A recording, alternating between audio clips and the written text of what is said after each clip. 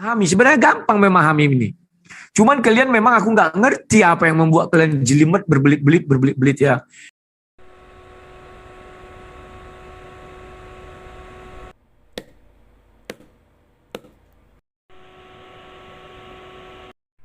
Assalamualaikum warahmatullahi wabarakatuh. Salam damai, salam sejahtera dan bahagia untuk kita semua. Baik, sobat sekalian, dalam kesempatan ini saya ingin mengajak Anda semua untuk menyimak sebuah video percakapan di ruang Zoom antara Rudy Yohanes dan beberapa orang lainnya tentang konsep ketuhanan Trinitas di dalam agama Kristen. Jadi intinya pada video tersebut Rudy Yohanes mengatakan bahwa konsep Trinitas tersebut gampang, sangat gampang katanya. Nah, benarkah demikian? Nah, mari kita simak. Tapi sebelum kita mulai videonya, saya ingin mengungkapkan sebuah fakta ya, bahwa sebenarnya tidak semua orang Kristen, umat Kristen menyatakan yang seperti dikatakan Rudy, bahwa konsep Trinitas itu gampang. Di sini saya tampilkan sebuah artikel dalam blog dari ini blog orang Kristen ya. Ini asli, bukan tipu-tipu.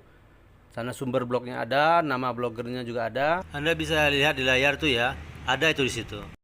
Jadi di sana dikatakan bahwa sebenarnya tidak ada ilustrasi yang sempurna untuk menggambarkan tentang konsep Trinitas. Nah, apa maksudnya ini? Yang pasti arti real sebenarnya dari kalimat tersebut adalah bahwa konsep tersebut memang tidak bisa dijelaskan. Tapi ya sudahlah ya, itu kan sebagian orang. Oh iya, ada satu perkara lagi yang ingin saya sampaikan sebelum kita mulai videonya ya. Jadi saya ingin menjelaskan apa tuh poin-poin penting atau garis besar dari penjelasan Rudy nanti. Jadi dia akan mengilustrasikan dua keadaan di videonya.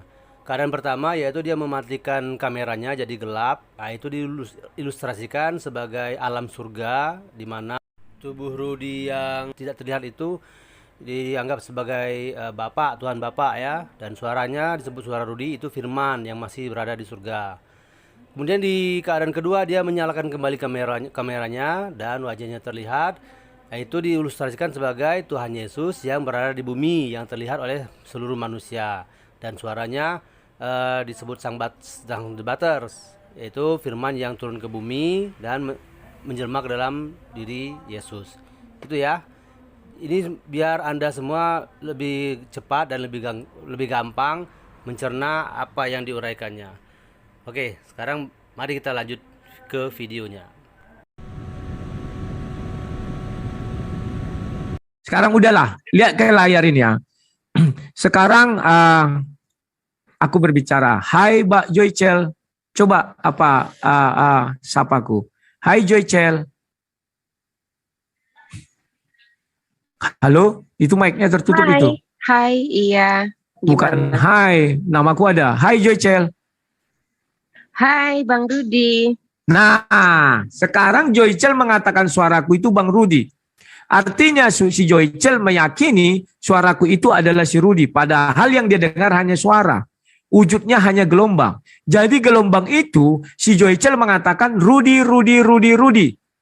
Sampai situ paham? Sebentar ya, kita bahas sedikit dulu. Si Joycel memang mendengar suara gelombang Rudy, tapi itu bukan analogis dari firman Tuhan, karena gelombang suara itu adalah makhluk di dunia, salah satu makhluk di dunia yang bisa diedit, dipotong, diperpendek, diperpanjang, dimodulasi, dimix dan sebagainya. Orang-orang Telkom ngerti lah ini. Sementara firman Tuhan yang di surga itu di luar jangkauan dari 5 panca indera manusia beserta alat-alat teknologi apapun.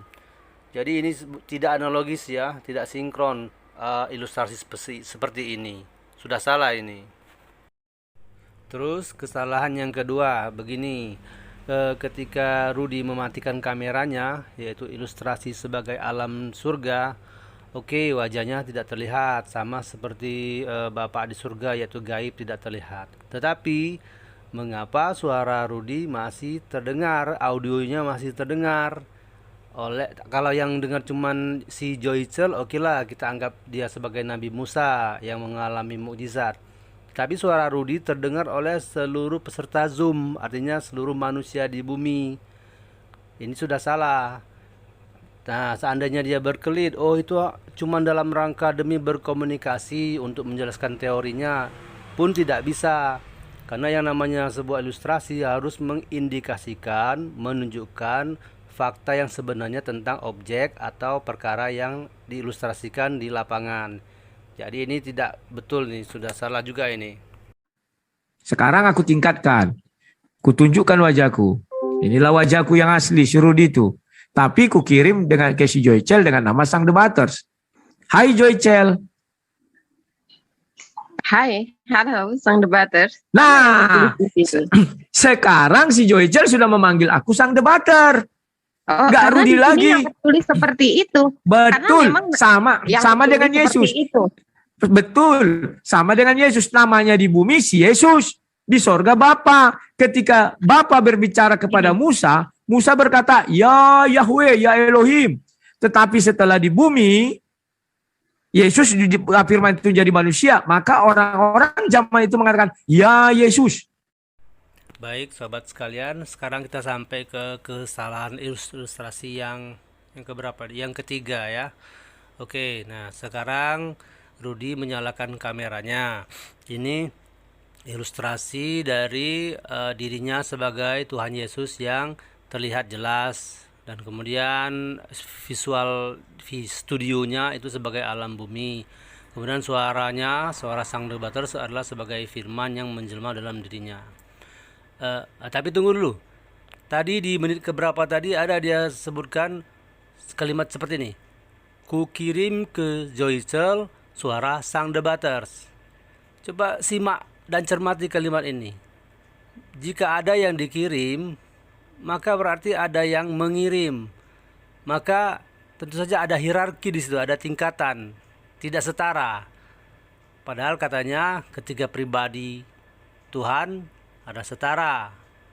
Silakan Anda cermati dan investigasi sendiri ini, apa maksud kalimat Rudy ini. Tapi sudahlah, itu persoalan lain ya. Ya, kita kembali ke topiknya tadi. Nah, kita ketahui semua sama-sama bahwa ketika Yesus masih hidup, belum wafat, ketika dia berada di bumi, di saat itu menurut konsep ketuhanan agama Kristen ada dua pribadi Tuhan yang berada dalam dua dimensi yang berbeda di dalam waktu, di saat waktu yang bersamaan. Nah, tapi apa yang dilakukan Rudy? Dia tidak menampilkan itu. Dia cuma berada dalam satu dimensi. Dia berada dalam kamera off, kemudian dia keluar ke kamera on. Dia tidak bisa menampilkan kedua-dua keadaan itu sekaligus di layar. Misalnya dengan membelah layar ya, split screen ya. Baik vertikal ataupun horizontal. Yang dilakukannya itu tidak jauh dari ilustrasi atau fakta yang sebenar. Seharusnya dia bisa berada dalam dua dimensi seperti Tuhan Bapa dan Tuhan Yesus di saat itu, di dua dimensi yang berbeda. Tapi Rudy tidak. Dia keluar masuk cuman on off kameranya. Fisiknya cuma satu, tubuhnya cuma satu. Tapi jangan disalahpahami ya. Bukan maksud saya menyuruh Rudy dari studionya di rumah itu membuat dua screen kecil, dibelah split gitu. Yang sebelah kiri kamera off, yang sebelah kanan kameranya on, tapi dia tetap di situ juga. Bukan seperti itu. Kalau dia buat situ namanya itu ilustrasi ilustrasi mengelabui, ilustrasi akal-akalan kalau begitu. Kalau dia mau ilustrasinya sukses, tepat seperti bagaimana hakikat Tuhan Bapa dan Tuhan Yesus yang di dua dimensi tersebut, maka dia harus benar-benar dalam dua dimensi. Jadi dia buat live streaming dengan screen yang di split, dibelah. Yang satu misalnya posisi dia di studio dia di rumah di Medan. Nah, yang satu lagi sebelah kanannya dia live streaming dari tempat lain yang jauh, misalkan di Jakarta. Nah, itulah baru tepat ilustrasi seperti itu. Kalau dia sanggup, kalau itu mungkin. Mustahil kan? Oke. Bagaimana abang ini bisa bilang bahwa Yesus ini Bapa? Di situ saja kan Bapak. Itu aja udah tahu. Kalau abang dalam tadi bicara tentang masalah konsep Tritunggal juga ya, itu tentang Bapak, Putra, dan Roh Kudus. Itu ada 3 ya. Jadi ketika bapak otomatis beda dengan anak loh Bang di sini. Yesus ini sebagai anak. Nah, otomatis di situ aja kita sudah bisa melihat bagaimana misalkan bapak saya bilang, "Hai Jo, iya Pak," gitu. Kan tidak mungkin saya ini bapak saya gitu loh. Istilahnya di situ. Ini secara logik kita berpikir ya, gitu loh. Oke, silakan. Oke, udah bisa ku jawab? Oh, boleh. Ya, aku sudah menjelaskan bahwa apa yang dibilang si Joycel tadi bukan begitu. Ini bukan anak biologis. Kalau anak biologis memang nggak bisa, karena itu sudah terpisah. Itu si Joycel sama bapaknya, itu nggak bisa. Tetapi ini bukan anak biologis. Kan aku jelaskan. Perumpamaan tadi pun sudah jelas sekali. Pertama aku berbicara, ini Rudi sapa dulu. Hai Bang Rudi. Berarti suaraku itu kau namailah itu Bang Rudi. Paham ya? Padahal Bang Rudinya enggak kau lihat. Setelah itu aku tampilkan citraku dan ku beri nama dia Sang Debaters. Tolong disapa. Hai Joyce. Joyce bilang apa? Hai Sang Debaters. Demikian juga Yesus. Diutuslah firman menjadi manusia. Dan manusia itu nama Yesus. Maka seluruh manusia bilang hai Yesus. Nah, pertanyaannya, apakah Bapa sama dengan anak? Tidak.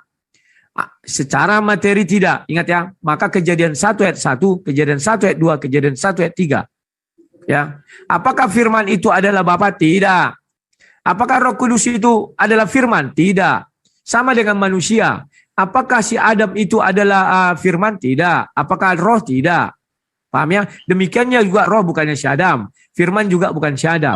Tetapi ketika ketiganya menyatu namanya si Adam. Paham nggak?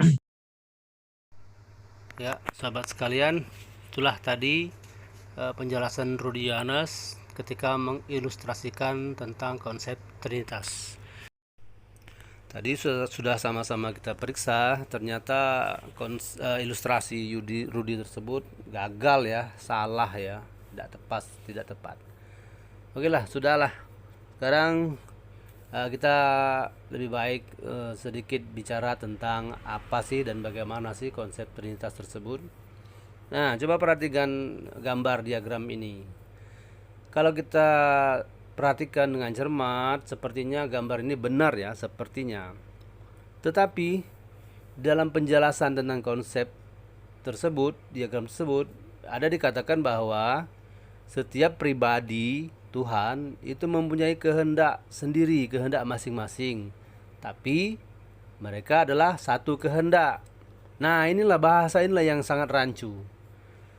Kata satu itu demi logika sudah menggugurkan kata sendiri-sendiri, menggugurkan kata masing-masing. Memang seperti itu maknanya. Silakan ditafsirkan bagaimanapun. Pasti seperti itu. Dan diagram ini tidak akan pernah bisa digantikan dengan ilustrasi lain, sebagai air, sebagai matahari, sebagai manusia, atau sebagai Adam, kata Rudi Yohanes tadi ya. Tidak bisa. Sebab kalau diilustrasikan seperti itu, contohnya si Adam, itu tiga unsur, tiga pribadi Adam tidak terpisah, mereka menyatu.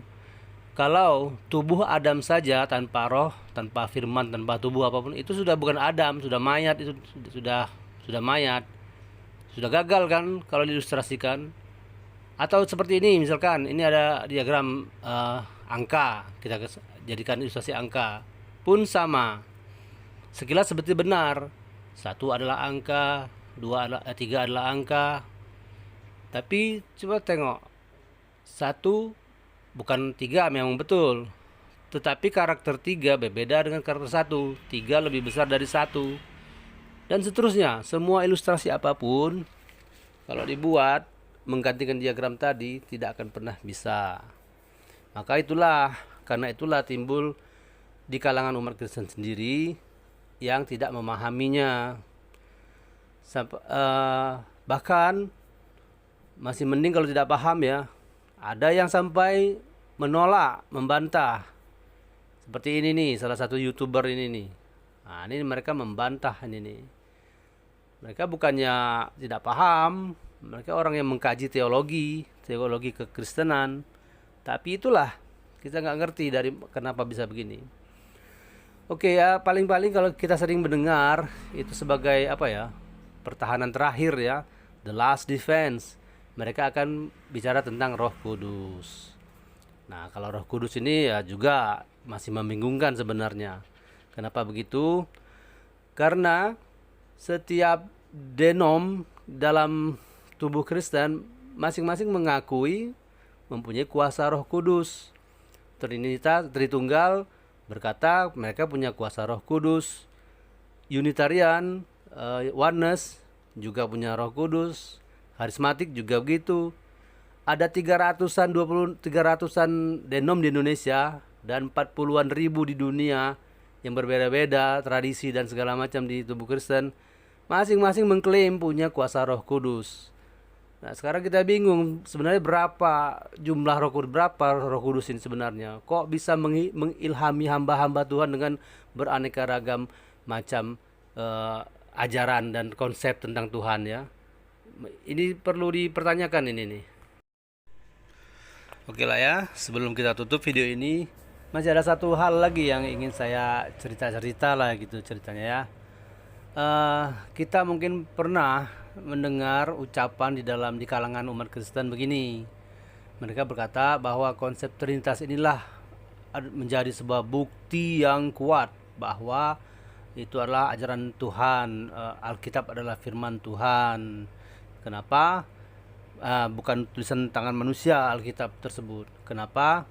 Karena seandainya Alkitab adalah tulisan tangan manusia, pasti akan dibuat simple, pasti akan dibuat mudah dan gampang, bahwa Tuhan cuma satu, tidak punya pribadi segala macamnya ya. Begitu mereka sering bilang. Tapi di sini saya katakan bahwa tidak boleh mengatakan hal seperti ini nih. Sangat tidak boleh. Ini tidak ilmiah, tidak akademis. Karena ini sangat subjektif sekali. Sangat subjektif. Apa maksudnya? Perkataan seperti ini bisa saja diucapkan oleh umat-umat agama lain, agama Islam, agama Hindu atau apapun lah. Dan mereka bisa bilang, misalkan di agama Hindu, kalau ada yang protes, kenapa sih pakai hari acara nyepi, nggak boleh ngapa-ngapain, misalnya main PS nggak boleh, padahal main PS itu nggak mengganggu makhluk hidup manapun kok. Nah, mereka bisa bilang, itulah bukti ajaran mereka paling benar, paling kuat. Sebab kalau itu bukan dari Tuhan, pasti dari manusia, pasti nggak ada pakai acara-acara ada nyepi begitu. Islam pun juga begitu. Kenapa ada ajaran poligami? Ya, kita bilang juga itulah bukti ajaran kitab Quran itu dari Tuhan, bukan tulisan manusia. Kalau itu manusia pasti nggak usah pakai poligami. Satu istri saja sampai sampai maut memisahkan, nggak boleh cerai-cerai. Ya, perkataan seperti ini tidak objektif, sangat subjektif. Jadi tidak perlulah mengulang-ulang perkataan seperti ini. Ini tidak ilmiah ini. Oke lah ya. Sekarang saya tutup sajalah, closing ya. Demikian tadi cerita-cerita celoteh saya. Kalau ada kata yang salah, saya minta maaf. Tidak ada maksud untuk menistakan. Ini sekedar sharing, sekedar sedikit seru-seruan. Kalau ada yang terlanjur salah, ya itulah manusia ya. Saya minta maaf, jangan diambil hati. Boleh diralat, dikritik, silakan. Ya demikian ya. Saya tutup ini. Terima kasih. Assalamualaikum warahmatullahi wabarakatuh. Salam damai sejahtera untuk kita semua dan salam persatuan. Oke, bye.